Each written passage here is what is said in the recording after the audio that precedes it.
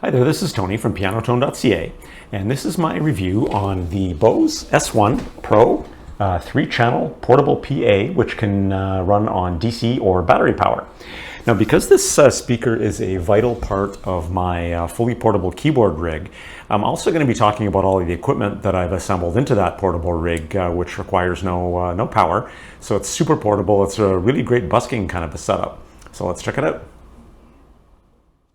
Okay, so I just wanted to quickly talk about the stand that I use. It's just a very simple single X-brace stand from a company called OnStage. Not very expensive.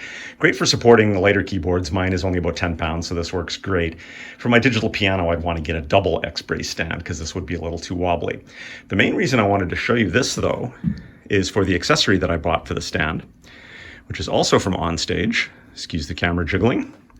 And that is this guy. Now, what this does is you can pop out the end of one of the tubes on the stand, which I'm about to show you. Then you insert this end, and then as you tighten it, this rises and lowers so that it becomes nice and secure inside the stand. And then what this is going to do is allow you to mount any kind of a gooseneck or boom arm or whatever to hold a microphone. So I've popped out the end from here, which was actually quite aggravating. It took about an hour, so I don't know why they make it so difficult, but they did. So I'm just going to put this in and tighten it, and you can put it on an angle if you want, whatever you like.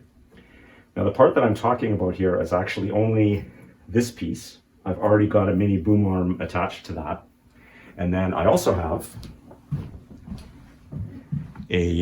just a generic gooseneck that I then attach to that. So I get lots of nice distance on it, and the gooseneck gives me the flexibility to kind of move the mic around a little bit. But you could get any kind of boom arm or gooseneck or whatever mic holding apparatus that you like. So this is a super handy little thing to have, and it'll work with any stand that allows you to pop out the cap from the end and then insert it. Okay, so the mic that I use in my setup is actually over 20 years old. It's my old mic from my old band days. It's a Shure PG58 dynamic mic. It's a fantastic mic, really held up over time, so I haven't even bothered looking for a new one. But the new version of this, as close as I could find online, would be a Shure SM58. Shure makes fantastic mics, so I'm sure you would be just fine with one of those. And also, whatever kind of mic that you get, I always recommend getting one of these kind of foam pop covers. Okay, the next piece of the puzzle is my Casiotone CT-S1 keyboard. Super light, super portable, runs on batteries, has phenomenal electric piano, and organ sounds. Doesn't have direct line outputs, which is a shame, but it does have a headphone output that is totally usable. And just the fact that it's so small, narrow, light makes it a super awesome portable option for a piano player. It also has slightly heavier than normal synth action keys, which is also a good thing. So I'm going to go ahead and hook this guy up. Okay, so now on to the main attraction, the Bose S1 Pro portable PA speaker. When I went looking for this product, I was really hoping to be able to find one product that would be able to meet all of my needs, which were a battery-powered PA to accommodate my keyboard with a couple of other channels for a mic for myself, a mic and or guitar for somebody else. Something that could be used as a keyboard amp in a band, so you don't need battery power for that, but it would be a nice extra.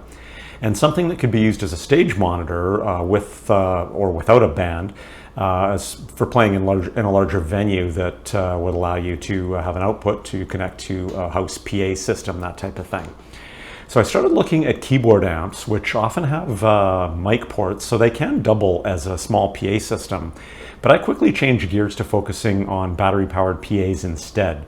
There are way more options to choose from, and PAs and keyboard amps are EQ'd in a very similar way. When I rented and tested out the Bose S1, I immediately realized that this was going to meet all of my needs, and it sounded fantastic, so it was an easy decision. Okay, so specs for the Bose S1 Pro. One of the first questions that a lot of people might ask, and myself included, was wondering this, is how many watts is the Bose S1 Pro? Well, answers on our faithful internet vary from 80 to 150. Bose does not actually specify their speaker output in watts. Instead, they specify it in terms of decibel output, which, to be honest, is probably makes a little more sense to me than how much power is being delivered to the speakers. The decibel output is 103 to 109. That being said, those numbers mean absolutely nothing to me because I'm old school. But I'll leave this topic with basically my own opinion. This speaker is plenty loud and clear to me. Speaking from my experience with bass amps and PAs that I encountered for years while playing in bands, the speaker output seems to be more powerful, quite a bit more powerful actually, than a competing 60-watt PA battery-powered speaker that I rented as well to compare it to. But probably less powerful than my own PV bass amp, which I carried around for years, which was 150 watts. So if I had to completely guess a watt number from my limited experience, at least what it sounds like as far as output, I would say the S1 seems to be in the 80 to 100 watt range. And again, I could be totally off base, but I think this is a safe estimate. My more important opinion, I think, is that it's plenty loud enough for my needs. The Bose website actually says that it's adequate for playing in front of 50 people. Okay, so build quality. The Bose S1 Pro is not the cheapest option out there, more on that later in the review, but it is very solidly built. I rented other cheaper options before settling on the Bose, and the higher build quality was pretty obvious right from the start. It only weighs about 15 pounds. It's got this carry handle on the top, which makes it super easy to move around, really easily portable. And keyboard amps that I looked at that had fewer features and not quite as good sound quality, in my opinion, often weighed quite a bit more. And you can also get a slip cover, which I bought, which is like a thick fabric cover to protect the speaker, and it's got the hole for the handle, so it just slides on top and can help you protect it against accidental bumps and bruises. Okay, so battery life. The Bose website says you get 11 hours on a full charge. To be honest, I haven't specifically tested that in detail, but after 4 practices with a vocalist friend, there were 2 mics plugged in as well as my keyboard, which was streaming backing tracks. After those 4 practices, I had 25% charge still remaining, so 11 hours seems pretty accurate. When you turn on the speaker, the power light is going to flash a number of times, and that's going to give you an indication of the current charge level. So for example, when I turn this on, you're going to watch this light right here. See how many flashes we get. 1, 2, 3, 4. So that's indicating that it's 75% or higher. So if I was heading out to a practice session with that, that would be perfectly fine. If you get 3 flashes, it's 50 to 75%, 2 flashes, 25 to 50%. That's at the point where I would check that the night before, and then I would charge it if it was in the 25 to 50% range or lower. 1 blue flash is 10 to 25%, and 1 red flash is less than 10%. Now, I haven't timed or tested recharge time. Like I said, if I have a practice scheduled the next day, I'll turn the speaker on the night before and check. And if I get 50% or higher, that's going to be plenty for the practice session, so I'll just leave it. If it's less, then I'll go ahead and charge it overnight. The Bose site says it takes 5 hours for a full charge, and there's also a quick charge option as well that is supposed to fully charge the battery in 3 hours. Personally, I don't know what the difference is between the 2 of those charging methods and why you wouldn't just use the quick charge all the time. But the Bose site also does say that the battery will not be damaged or overcharged or anything if you leave it plugged in overnight, since it's a lithium-ion battery that has an auto-off feature, so you're not going to overcharge the battery. Now, something pretty unique about the Bose S1 is that it's got an accelerometer built in, so it's like the thing on your smartphone that knows whether or not you're turning it.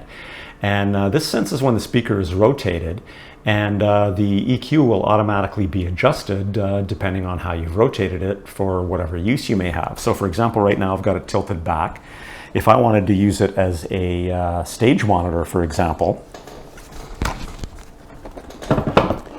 I could turn it that way, and then the EQ is going to adjust. Nice touch too. You can flip the Bose insignia so that it's always lined up. You can also have it flat on a chair or whatever, and you can also have it mounted on a standard pole. So it's got the jack for that right there. And to be honest, I don't really have a good enough ear to be able to test the differences between the EQ changes that might have gone on there, but still a pretty cool feature. So how to connect your instruments and mics, etc. to the Bose. There are tons of different options, in particular with keyboards, on how to do that. With mics and guitars, it's a little more straightforward. And while I did test out a few different variations with my keyboards, there will be some examples coming up where you can compare them, how they sound. The typical connections for the mics and guitars are going to be a lot more straightforward. So, typical way to connect things to the Bose. If you're streaming backing tracks from a device, or you just want to stream some music to listen to at a party or whatever, use this as a speaker, then you're going to use the auxiliary input, so channel 3, with either a 1/8 inch stereo cable, or you could also pair it with Bluetooth if you've got a Bluetooth capable device and stream your stereo music that way. Now for a microphone, you're going to want to use either channel 1 or channel 2, preferably with an XLR cable, but you can also use a TR or TRS cable. Highly recommend using that tone match selector switch, setting it to microphone. It really does make it sound better. And then for a guitar, same thing. You would either use channel 1 or channel 2 with a 1/4 inch TR cable or TRS cable. And once again, I'd recommend checking out that tone match selector switch. Set it to the instrument though this time, and see how that works for you. Now with keyboards, that's where you start to run into some more options. Now the best choice for you is going to depend not only on your keyboard and on the ports you have available, but also on your use case for the speaker. Do you just want your your keyboard to be coming out of here, or do you want to have space for a mic, or for 2 microphones, or for a guitar, that type of thing? So some examples. Option 1 would be to use channel 1 or channel 2 with a TR or TRS cable from your keyboard. So either a cable from your left output jack if you have left and right outputs, or a cable from your auxiliary output or headphone output that connects to one of these channels. And you could try out the off for the tone match selector or the instrument. I've tried both, and to be honest, I usually with my keyboard I leave it in off, but you could test it out, see how it sounds with yours. So option 2 is to use both of these channels. So you could take, for example, if your keyboard does not have left and right line outputs, you could take a splitter cable, connect it to your headphone jack on your keyboard, and then have that split in with 1/4 inch jacks into these 2 channels, and have the left go into one and the right go into the other. So you could do that way. That doesn't leave you with any channels open for a microphone, however. So that might be a use case if you're using this as a stage monitor in a band. Now another option would be to use the auxiliary input. So if you don't have left and right line outputs on your keyboard, you could take a stereo cable from your keyboard and connect from the headphone port and connect it to the auxiliary in. Or if you do have left and right line outputs, you could use that splitter cable again, except flip it around. So the left and right line outputs from the splitter cable are going into your keyboard left and right line outputs, and then the 1/8 inch stereo end goes into the auxiliary input. That's actually how I've been using my keyboard a fair bit, because I've been practicing with another vocalist, and we both are singing at the same time, so we each have our own mic input that way, and then my keyboard just goes into here. And that also, my keyboard actually gives me the advantage of having the ability to stream backing tracks through the keyboard signal. So both the keyboard and the backing tracks are coming into that same port that way. One difference that I should mention is that the keyboard doesn't have as much power output through the auxiliary input as it does if you're using one of these. So it does tend to be, the keyboard needs to be a little bit louder, but still sounds pretty good, and it does leave these ports free. But you can check that out in the videos that I've got coming up. So what happens if this still just isn't enough inputs for your particular needs?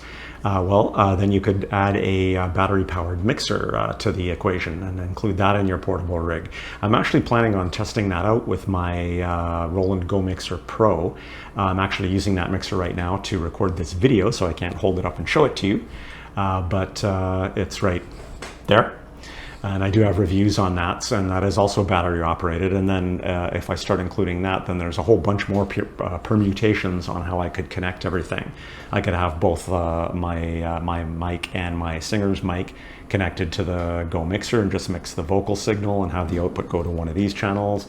I could include my keyboard and my backing tracks into the mixer and then have everything go to those channels. Tons of options available. But if you do need more channels, then basically the way to do that is with a battery-powered mixer. So just a quick note on the videos that you're about to see. They were all recorded using my iPhone's built-in mic. So if you happen to hear any mild distortion or anything, it was from the sound in the room and the speaker overloading the iPhone mic. There was zero distortion coming from the speaker in any of these videos. So I just wanted to make sure I mentioned that. Okay, so now for the star of the show, the Bose S1 Pro portable PA speaker runs on batteries. Right now I have my tablet connected to the auxiliary input. The volume on the Bose auxiliary in is about half, and the volume on my tablet is also about half.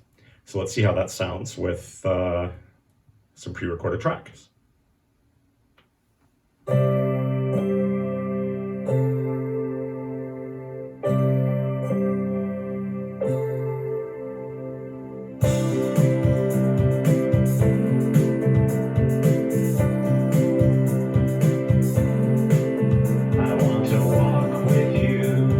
Turn the Bose up to about 3/4.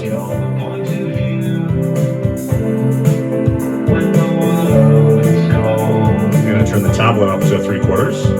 You surround me. So you can see we're getting some pretty decent volume out of that, and I'm not hearing any distortion. It sounds pretty good. So now I'm going to hook the piano up to it, and we'll see how that sounds. So I'm going to check out one of the mic channels first. This is my old stage mic, my Shure PM58 from years ago, but still works pretty good. It's a dynamic microphone, so not a condenser. And it's connected right now with an XLR cable to the first channel. I currently have no reverb on, and the volume's set to about 3/4 or so. I want to walk with you. I'm going to turn on a little bit of reverb. I want to walk with you. This is reverb at about half. I want to walk with you. I want to walk with you. That was reverb cranked, if you couldn't tell. I usually leave it at about half to 2/3. Okay, so now let's check out the piano. Now I'm going to be doing some different versions of how to connect the keyboard. Right now I have it connected just with the auxiliary out, which is an 1/8 inch stereo jack from the keyboard, to the auxiliary in on the Bose. So let's see how some of the different sounds sound like.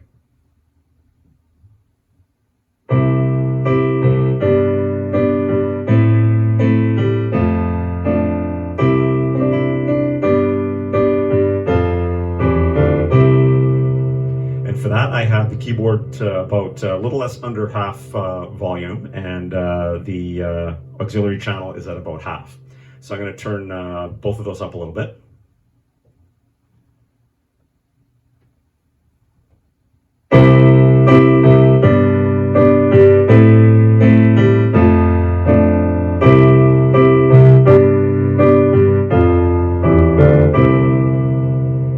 So you get pretty decent volume out of that. I'm going to turn that back down.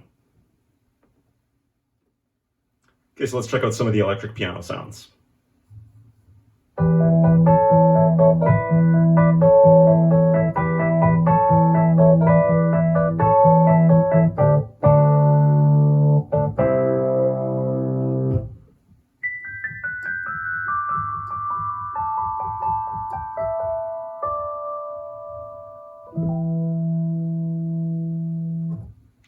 And we'll check out an organ.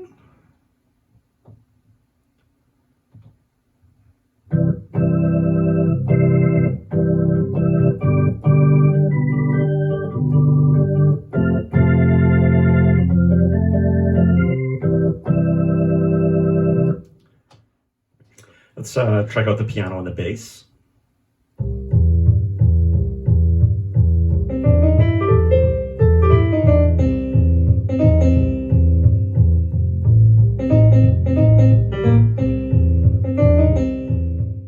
One of my favorite cool sounds on this keyboard. I know this isn't a review on the keyboard, but still very cool.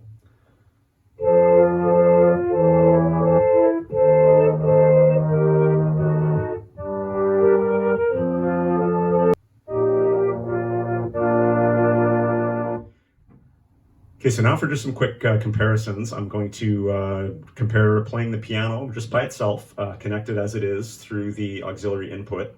And then I'm going to connect it to with a splitter cable to the two other channels, and then I'm going to connect it with a mono cable to one of the channels, and we'll see how that all sounds. So here we are connected right now, just as I have been, connected to the auxiliary input.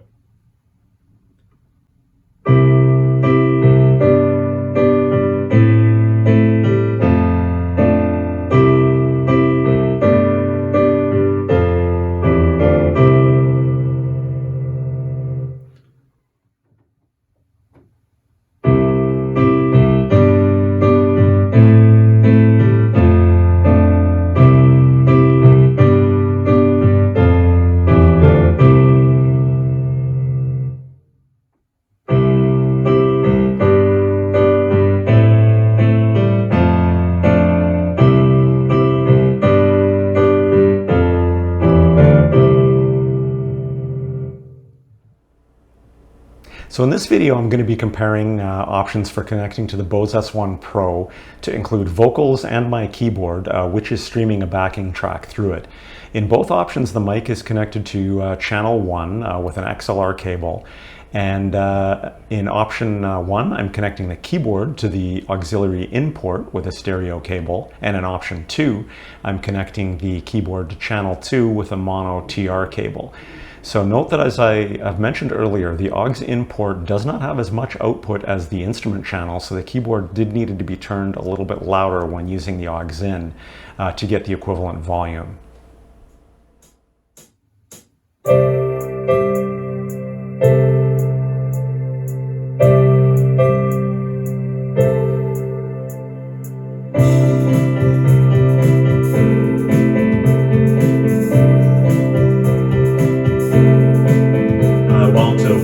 With you, I love your point of view. When the world is cold, you surround me.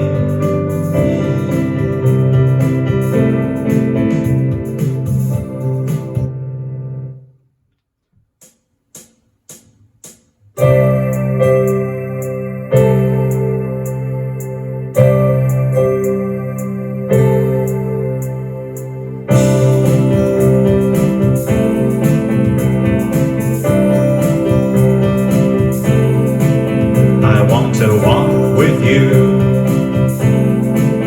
I love your point of view. When the world is cold, you surround me.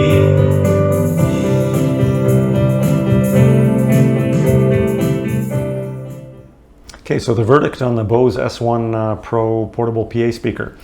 The S1 Pro is a fantastic product. It is well built, it sounds great, and it can be used in so many different situations, and it's so versatile, so it addresses so many different needs. You can simply use it as a speaker to stream music at a party with Bluetooth, or as a musician you can use it as a portable PA, or as an amp, or as a stage monitor with mics, guitars, or keyboards. It can be pole mounted or tilted. It has reverb built in on 2 out of 3 channels. And it also has a stereo audio out channel that can go to a larger house PA system. Or you can also use that port to chain the Bose together with another Bose S1. And actually, when you chain those 2 Bose S1s together, you do have the option of configuring one to be the left speaker or channel and one to be the right for stereo signals. So the fact that it can be battery operated as well really makes it so useful and convenient, and it absolutely meets all of my needs with flying colors. The only drawback, in my opinion, to the Bose S1 Pro is the price. But you often do get what you pay for, and at the time of this review, the Bose S1 Pro was selling for about $650 US. But as I will mention in the alternatives below, that was well worth it to me. So alternatives. Keyboard amps are definitely an alternative. Now, although keyboard amps are EQ'd very similar to PA systems, and as such, they often have, they do have mic inputs on separate channels included. After looking at amps, I pretty quickly switched to battery-operated PAs. There just seemed to be far more choice available, especially when you add in the, I want it to run on a battery requirement. With PAs, and they all seem to be lighter and more portable than the amp options, and more powerful, to be honest. Most battery-operated keyboard amps do seem to have quite a bit less output. Now, the other battery-operated PAs, Bose is not the only one out there. Before buying the Bose S1 Pro, I actually rented a Yorkville Excursion battery-operated PA, which at the time was about $150 to $200 US less expensive than the Bose, so a pretty significant price difference. It was documented at 60 watts, and it was perfectly fine. It wasn't a bad speaker. It sounded good, had a lot of the same features, Bluetooth, etc. And I was actually considering buying that because the Bose was just seeming expensive to me. But when I listened to them side by side in the store, I decided I'm going to rent the Bose and just make sure. And then I rented that as well. And I was going to rent it for a week, but I went back the next day, and it's like, this is obviously a way better speaker. So picked up the brand new Bose that day. So I found it to be clearer, louder, and fuller sounding, and it didn't sound like it was straining at all at higher volumes. That being said, if you absolutely don't want to spend that extra money, this Yorkville PA speaker was perfectly fine for all of my needs. It just wasn't as nice as the Bose. So with all this in mind, I can highly recommend the Bose S1 Pro battery-operated speaker. I know it's not the cheapest option out there, but it offers so much quality, versatility, and functionality that for me it was a super easy choice. And as I mentioned, it is even expandable. If I ever have the need for more output power when playing live, I can just chain this together with another Bose S1 Pro and I'm good to go. And it also gives me some more inputs as well. So super easy decision for me, and I am super happy with it. So highly recommended. Go check one out. Now I do have links below for all of the products that I've mentioned in this review, so the Bose S1 Pro and the slipcover, but then also all of the accessories and stuff in my keyboard rig as well. There will be links to those below if you want to check it out on Amazon. And please note that as an Amazon associate, I do earn from qualifying purchases. So, but if you do decide to buy any of this stuff, if you can buy it off of Amazon, that helps me out, and really appreciate it.